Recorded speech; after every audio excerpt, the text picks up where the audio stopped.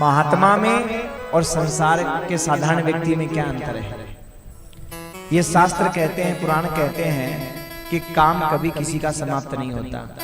जो शरीर काम से बना है, माँ बाप के काम से जो शरीर बना है, क्रोध से शरीर बना है, क्या कोई इस काम क्रोध को मिटा सकता है? मृत्यु के साथ ही मिटता है, ध्यान रखिएगा। काम क्रोध लोभ मोह ईर्ष्या द्वेष, इनको कोई समाप्त नहीं कर सकता। बड़े बड़े महात्माओं के जीवन में भी ये होते हैं। पर आप कहोगे महाराज उनमें हमारे में अंतर क्या है? बोले देखो अंतर ये है कि महात्मा भजन करते हैं, महात्मा भगवान का स्मरण करते हैं और उनके जीवन में भक्ति रूपी सूर्य उदय रहता है। और जब भक्ति रूपी सूर्य का उदय रहता है तो सजनों ये काम अपना प्रभाव नहीं दिखा पाता। आप उदाहरण से समझो, आपने जुगनू देखा है? रात में जुगनू चमकता है? दिन में कभी जुगनू को चमकते हुए देखा है आपने? क्यों? सूर्य उदय हो गया। पर इसका मतलब ये नहीं कि जुगनू चमक नहीं रहा, चमक तो रहा है, पर सूर्य उदय होने के कारण दिखाई नहीं दे रहा। ऐसे महात्माओं के जीवन में, भक्तों के जीवन में प्रभु की भक्ति होने के कारण ये काम क्रोध दिखाई नहीं देता। किसी कोने में चमक रहा है, चमकता रहे, पर भक्ति का सूर्य उदय हो रखा है इसलिए वो दिखाई नहीं दे रहा। पर सजनों भक्ति का सूर्य अस्त हुआ और महाराज काम मस्त हुआ।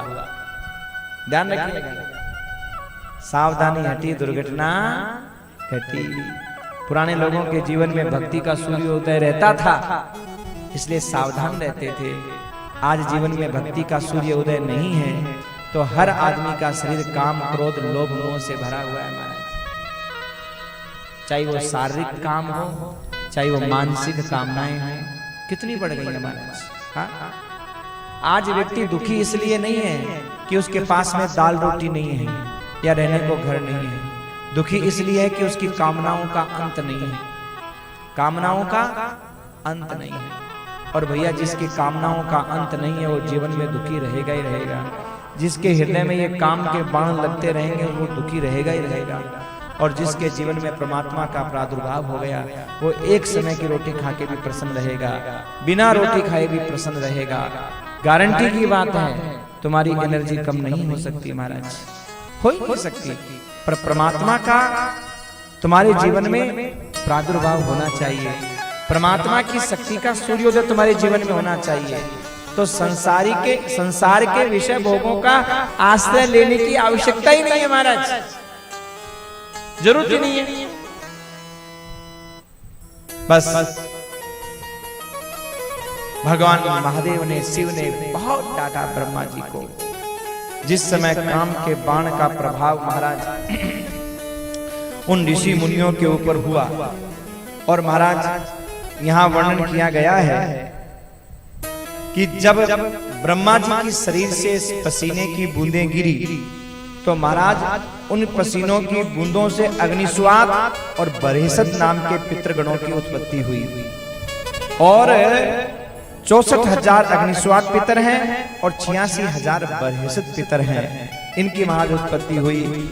और दक्ष के शरीर से जो पसीना गिरा उससे एक कन्या उत्पन्न हुई जिसका नाम था रति। और महाराज रति उसका नाम था। देखो आज विज्ञान यहाँ तक पहुंचा नहीं है, इसलिए हो सकता है कि विज्ञान को मानने वालों को ज्यादा आश्चर्य हो कि ऐसी संतान कैसे हो सकती है। विज्ञान ने बिना माता पिता के क्लोन तो पैदा खूब कर दिए, पर अब बताओ बिना माँ की कूद के संतान वैज्ञानिक पैदा कर देते नहीं कर देते हैं? हाँ? यहाँ तक विज्ञान यहीं तक मानता है, पर हमारे यहाँ तो मानसिक सृष्टि भी हुआ करती थी। और किस प्रकार महाराज ये सृष्टि का विस्तार हुआ है, तो सजनों ये सारी बातें अपनी जगह सत्य है। रति का प्राकट्य हुआ, रति का जन्म हुआ, रति का विवाह कामदेव के साथ में कराया गया। कामदेव की पत्नी का नाम है रति। और सजनों इसके बाद में ब्रह्मा जी को क्रोध आ गया और ब्रह्मा जी ने कहा, रे मूर्ख काम, एक बात बता, तूने ये क्या किया? तेरे कारण आज महादेव की नजरों में मुझे नीचा देखना पड़ा, आज मैं गिर गया बाबा महादेव की नजरों में। अरे तूने अपने बाणों को यहाँ क्यों चलाया? तो कामदेव बोला, महाराज मैं तो ये देखना चाहता था कि ये बाण नकली है कसली है। ब्रह्मा जी ने कहा, मूर्ख, तेरे को और कोई जगह नहीं मिला, तेरा बाप ही मिला यहाँ बाण छोड़ने के लिए। तूने शिव की नजरों में मुझे गिरा दिया। तो सजनों, क्रोध में काम बिगड़ते हैं। ब्रह्मा जी महाराज को क्रोध आ गया और क्रोध में आकर के अपने पुत्र को ही श्राप दे दिया। और श्राप देते हुए कहा, भवेत्राग्निर्दग्ध कंदर्पो दर्प मोहित भविष्यति महादेवे कृत्वा कर्म सुदुष्करम। जा, मेरा श्राप है कि तू महादेव की नेत्र की अग्नि से भस्म हो जाएगा। मेरा श्राप। क्षमा मांगने लगा, महाराज क्षमा कर दीजिए, बहुत बड़ी गलती हो गई मेरे से। तो ब्रह्मा जी ने फिर देखो, बाप एक बार बच्चे को कुछ बोल भी ले तो वापस गले भी लगा लेता है। बाप को तो बदलना ही पड़ता, चाहे बेटा बदले या ना बदले। बाप एक बार डांट भी देगा, डपट भी देगा, पर भैया दिल के टुकड़े को अलग थोड़ी कर देगा। अच्छा, कभी किसी के माँ बाप डांटे ना तो क्रोध मत करना, गुस्सा मत करना। एक मन में भाव जरूर लाना कि इन्होंने मुझे ही क्यों डांटा, पड़ोसी को तो नहीं डांटा। कई बार होता है कि देखो उसको नहीं डांट रहे, मुझे डांट रहे हैं। अगर तुम्हें कोई डांट रहा है ना बड़ा, तो आप ये मानो कि तुम्हारे ऊपर प्रेम भी ज्यादा है। क्यों? पड़ोसी को तो नहीं डांटा, तुमको क्यों डांटा? क्योंकि तुमको अपना माना और अपना मान करके डांटा। अगर आप ये नजरिया लेकर के आ जाओगे कि हम बड़े हो गए हैं, आज भी हम इतना बढ़िया काम करते हैं, हमको मेरा बाप डांटता है, मेरी माँ डांटती है, तो सजनों उनके प्रति आपकी दुर्बुद्धि हो जाएगी। और आप ये सोच लो कि इन्होंने हमें डांटा है, इसका मतलब इन्होंने हमें अपना समझा और हमारे भले के लिए डांटा है।